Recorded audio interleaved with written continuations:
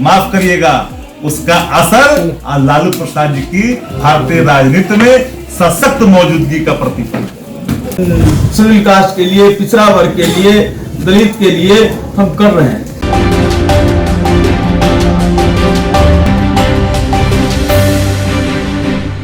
मैं सुबरनाज और मेरे साथ रब्ज लाइव देख रहे हैं आप। केंद्र की मोदी सरकार दलित, आदिवासी और पिछड़ों के विरोधी है। राजद के राष्ट्रीय महासचिव श्याम रजक ने कहा कि देश की महत्वपूर्ण शैक्षणिक संस्थान IIT, IIM एवं सेंट्रल यूनिवर्सिटी में एडमिशन में बड़े पैमाने पर पिछड़े वर्ग, अनुसूचित जाति एवं अनुसूचित जनजाति की आरक्षण मामले की अवहेलना कर रही है।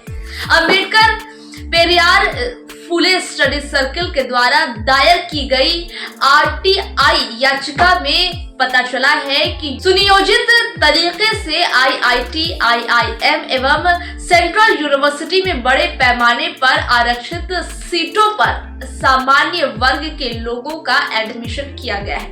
रिपोर्ट के अनुसार इसी साल IIT मुंबई में PhD कोर्स में पिछड़ा वर्ग, दलित वर्ग एवं अनुसूचित जनजातीय वर्ग के लिए आरक्षित 80 सीटों पर एक भी आरक्षित श्रेणी के छात्र का एडमिशन नहीं किया गया।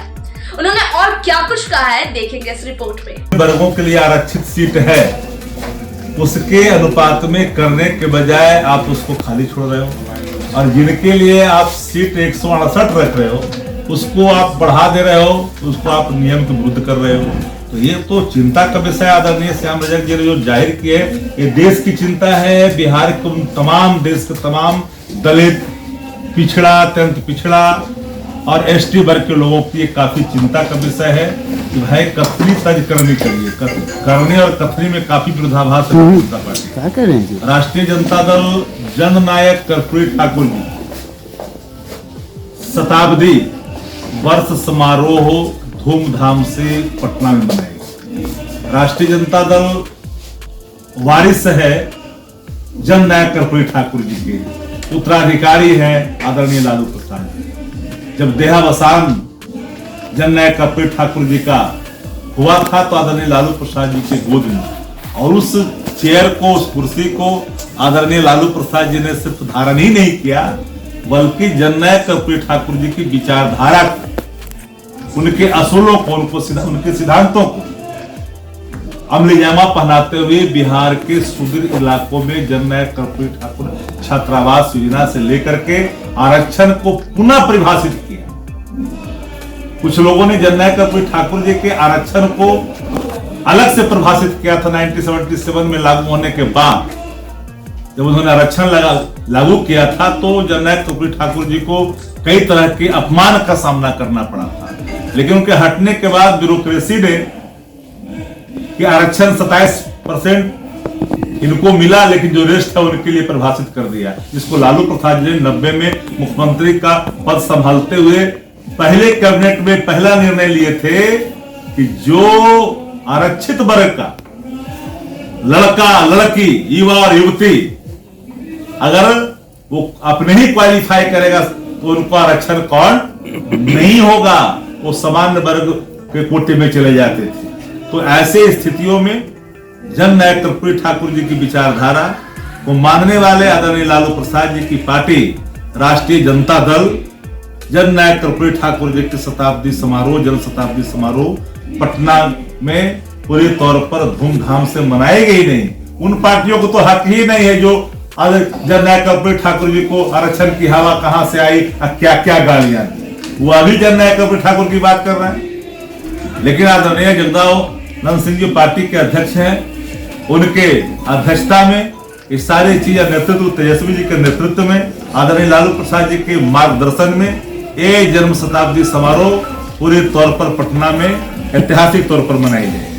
विचारों का सबसे पहला और सबसे मजबूत वो धड़ा है, वह है जो उनके नीतियों को आगे लेकर के चल रहे हैं। लालू प्रसाद जी को जिल्ली पड़ी, लारिशना सहनी पड़ी, जिस प्रकार जननायक कर्पूरी ठाकुर जी को सहनी पड़ी थी, लेकिन लालू प्रसाद जी ने सब चीजों को देखते हुए हर चीजों को स्थापित किया, और वोट का राज का मतलब छोट का राज जो था उसको स्थापित ही नहीं किया, सबको समान तरीके से जीने का सोशल रेवोल्यूशन, सप्त क्रांति डॉक्टर राम मनोहर लोहिया जी के नेतृत्व में संपूर्ण क्रांति डॉक्टर लोकनायक जयप्रकाश जी के नेतृत्व में, और तीसरी क्रांति बिहार में आई जिसके असर देश भर में हुआ, वो सामाजिक क्रांति जो आदरणीय लालू प्रसाद जी के नेतृत्व में हुई, वो सामाजिक क्रांति का असर आज देश भर में दिख रहे हैं।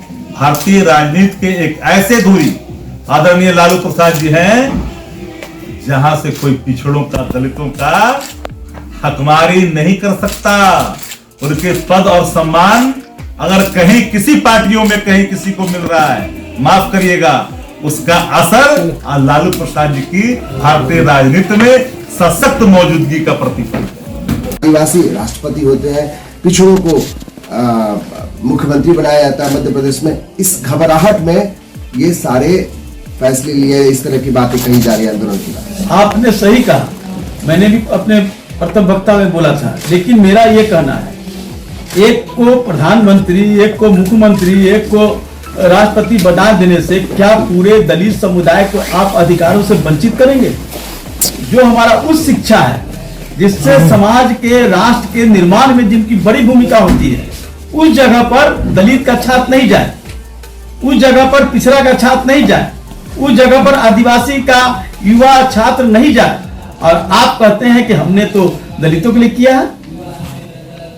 जब आप ऊपर से नीचे से ऊपर जो हमारे छात्र हैं, जिनको हजारों वर्षों से, जिनको शिक्षा से, अधिकार से मुक्त किया गया, और जब बाबा साहब अम्बेडकर ने शिक्षा का अधिकार दिया संविधान में, आप संविधान की बात कर रहे हैं, हम लोग की चिंता क्यों है? संविधान की किस तरह बलात्कार हो रहा है भारतीय जनता पार्टी की सरकार के समय से, और संविधान को खत्म करने की साजिश हो रही है। ये सब कारनामे इस बात का उल्लेख है। हम चिंतित है अपने लोगों के लिए, इस देश के जो हमारे शेड्यूल कास्ट है, शेड्यूल ट्राइब है, बैकवर्ड है, ईबीसी है, उनके लिए चिंतित है कि जो अधिकार आपको मिला था संविधान में, संविधान का सीधा सीधा आप खत्म करने की साजिश कर रहे हैं। शेड्यूल कास्ट के लिए, पिछड़ा वर्ग के लिए, दलित के लिए हम कर रहे हैं।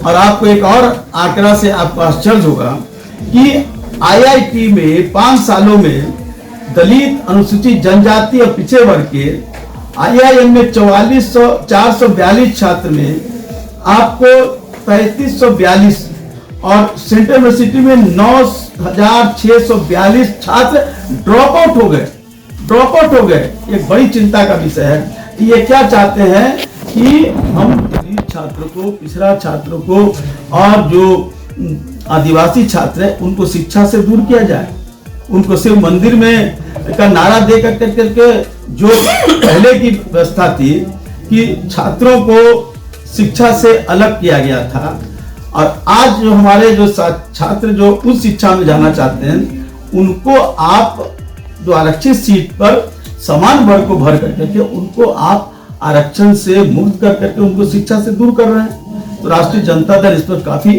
चिंता व्यक्त करती है। फिलहाल खबर यहीं तक। फिर से रिपोर्ट के साथ होगी आपसे मुलाकात। दीजिए इजाजत, नमस्कार।